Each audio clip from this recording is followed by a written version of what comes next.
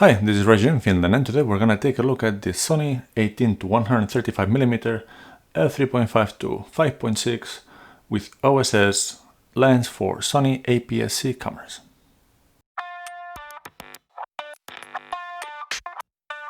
Alright, so for the impatient ones, this is a great holiday lens. It does have a very long reach, it is slow, but it's stabilized, and when it comes to value for money, it's okay if you find a good deal in a kit coming with one of the 860-something thousand cameras from Sony.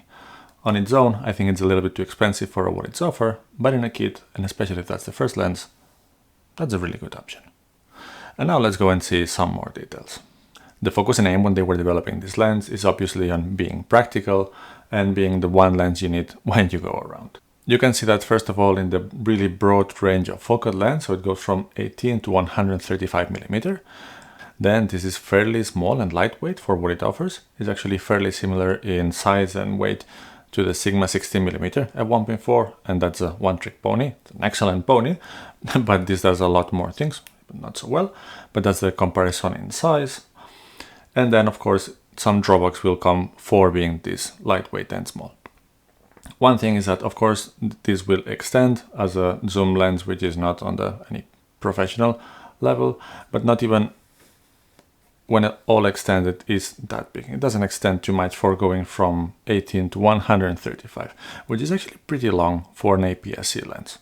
So then what you do sacrifice with the size and the weight, it's obviously on construction quality. It's okay. It's mostly made of plastic. It does have a metal mount, thankfully. It does come with a pretty decent plastic, of course, lens hood, and then the lens cap, and it has a filter thread on a little bit awkward size of 55mm. Physically, it's fairly simple. It does have the focus ring, and as we saw, it does extend the lens, which is gonna, of course, then pick up some dust, but that's something that you need to keep in mind. So it's a holiday lens, but maybe not a holiday if you need to splash it with water or being deep in the snow in the mountains. Then it does have a focusing ring, which is a fly-by-wire. I don't like them, but sometimes you need to use them. There's actually one use case with this lens that I think you need to use manual focusing, so the ring will come in handy. And then one switch for switching from autofocus to manual focus. Besides the construction, the other sacrifices made in this lens for making it very versatile and having a long range and still being small and still being not too expensive is the aperture. So this is a slow lens or a very slow one.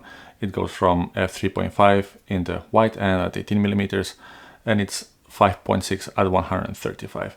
And it actually moves quite quickly from 3.5 to something close to 5.6. Of course, because of this small aperture, or let's call it slow aperture, and we're calling it that because then you're gonna have to use slow shutter speeds, that mean potentially more shaky shots. Thankfully, this has OSS, optical steady shot, so that's the image stabilization in the lens from Sony, and it works fairly well. I'm using it with the A6400, which does not have IBIS, in-body image stabilization, and this seems to be quite okay enough for most use cases. Let's put the emphasis on holidays, and hopefully on sunny places, so actually that being a little bit on the slower and darker side, it's not so much of a problem. The range, it goes from 18mm to 135, and that gives an equivalent in terms of field of view to full frame that would be 24 to 200. So it goes from pretty wide to pretty long. Nothing ultra wide and definitely not super long telephoto lenses to make a safari, but 200mm is pretty long. So the reason why I'm calling it a holiday lens is, at least for me, when we're out with the kids on holidays running around, I just have this mounted on the A6400 and that's it. It's a fairly lightweight combo. You can have it hanging in a strap. You're not gonna notice it much, and you have a really broad range. So that's the situation where you don't need super sharp, fantastic, brilliant optical performance or those really dreamy out of focus backgrounds of a really fast primes. This is the lens for those cases. I was mentioning before that it has a slow aperture as a consequence of trying to keep this somewhat economical and lightweight. So it goes from 3.5 to 5.6, but that has another drawback, not just being slow, but exposing for video. In many cases, at least for me, in video I tend to expose things manually, but that means that if I'm going to be zooming, the aperture will change and so will my exposure. My workaround for that is that if I use this lens for video, I just set the aperture at 5.6, and then I'm going to keep that aperture all throughout the different focal range. or range of different focal lengths, and then I know that my exposure will be consistent. But that's something to keep in mind. I was also talking about the blurry backgrounds. It's not that you cannot get them with this, but it's more difficult than, let's say, a 1.4 prime.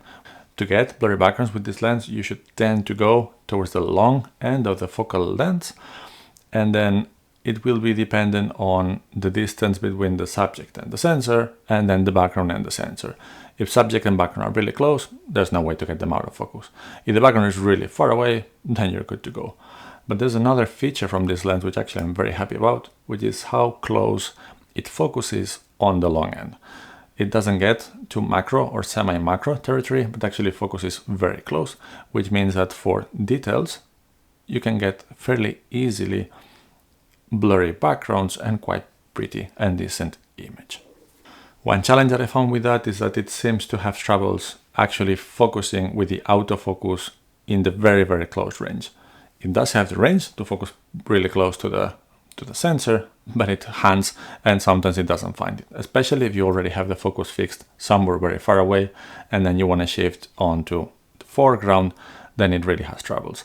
If what you're trying to focus on the really close foreground is somewhat closest to where your focus plane is right now, then it's a little bit easier. And then it does this kind of quirky effect thing, which is once you're focusing from really far to very close, the stuff which is close looks pretty transparent, so it has this smooth cut transition effect, especially when rack focusing manually, because I couldn't really get it to work with the autofocus, but that's kind of cool actually. Alright, so we have a lens that does a lot of things, and for that it's pretty small and lightweight, but how about the price? It usually goes new for over 600 euros or dollars, and that is a lot of money. I'm not sure if I can justify the price for how this lens performs, but this is a lens that many times comes as a kit lens for the A60 something series for Sony. And in those cases, usually the addition of the lens into the kit is much less than those 600 euros. I've seen many times A6400, A6600 that body alone cost a certain price, and body plus this lens, the hop is about 200 or 250 euros or dollars. And for that price, then I think it's an excellent kit lens, especially if you're getting started with this and this will be your very first lens. And I can hear some of you already, why not primes? Primes are much better. Primes are cheaper than this. If you're coming from point and shoot and you don't know yet what kind of primes should you get, I know that you're going to be scouring YouTube and you're going to find plenty of videos telling you that you have to get the Nifty 50, but you don't have to. And the problem is that you don't know yet which prime do you actually want. And that's why I think that having a zoom lens to start from is a really good thing, because a zoom lens is going to help you find out which primes you will actually want.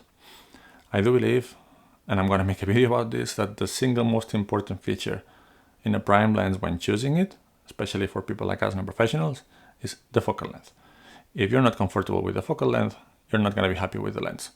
Then there's going to be lots of other things in aperture and performance and steady shots and ISS and stabilization and whatnot, and manuals and switches and not manuals, but manual focusing or capabilities, but whatnot.